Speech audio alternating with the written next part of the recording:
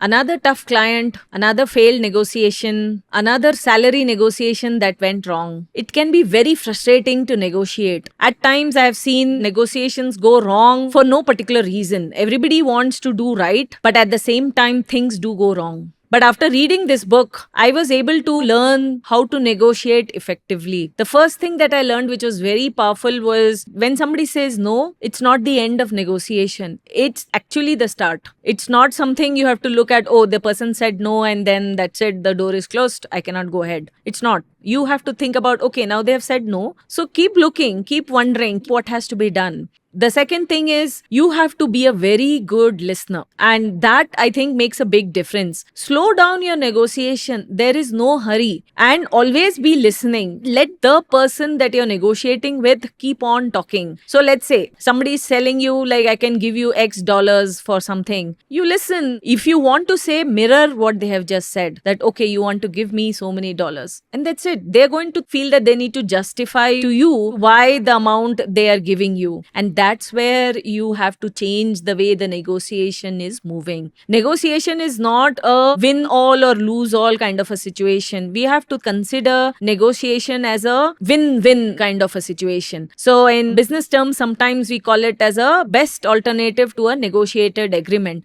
Somebody gives you what you wanted freely and willingly, not really having any bad feelings at the end of the negotiation. And this was taught to me by the book Never Split the Difference by Chris Voss. Chris Voss was a FBI negotiator for hostages. He showed us through this book as to negotiation is there in everyday life, whether it is with your kids, eating vegetables or going somewhere or listening to what kind of music, watching TV, or is it with your parents, whether it is with your everyday co-workers. It is there everywhere. But if you start considering these tactics, use it in your everyday life, you're going to see that you come out feeling much better and you get what you wanted. So this is an amazing book. I would highly recommend everyone to read Never Split the Difference by Chris Voss. It has really helped me every time there's some major negotiation coming up. So if you have read the book and if you have any comments, I would love to listen from you. And if you have not yet read the book, please do read the book. It's a classic and very important for sales and business as well as everyday life.